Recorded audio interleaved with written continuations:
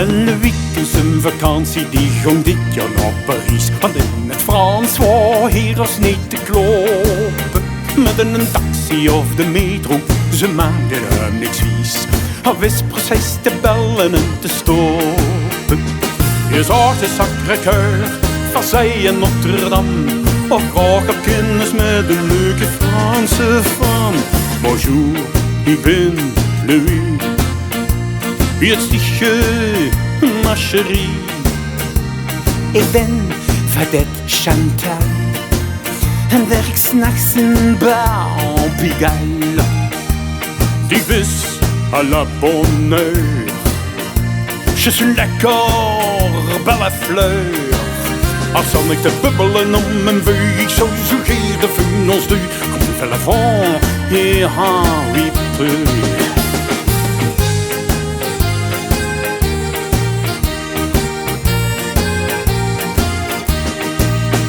Louis die bedacht zijn niet goed met naar Barbegal. Bestelde 2 cognacjes, echte Frans. Het orkest begon te spelen en Louis vroeg aan Chantal: ik zou wel eens hier met dich willen dansen. Ah mon cher Louis, ik kan nu niet gaan dansen. De show begint en daarin moet ik travailler. Zo dadelijk, mon ami, zorg ik voor een surprise. Dan staat je vast, perplex van mijn chance en van mijn seks.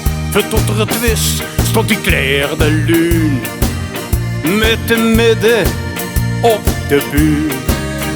Als gast in mijn show mag je wassen, cher coco, mijn blote buik en mijn popo.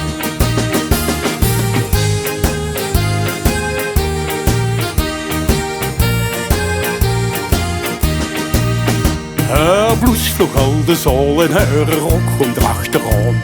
Alle dag, nu kruiste het glazer.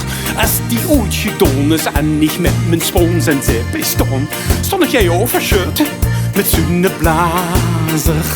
Op Amsterdam per de zon nog altijd te leeg. En de dag, nu kom ik niet meer in de streek. Ik geef het dich cadeau. Was mezelf die po.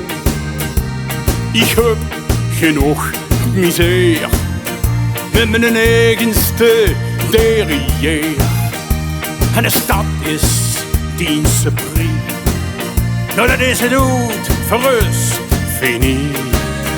Wie die graag toen een verzocht, mesdames, messieurs, nu komt hem op. Zie vrouw die zag, licht stil, zuiver.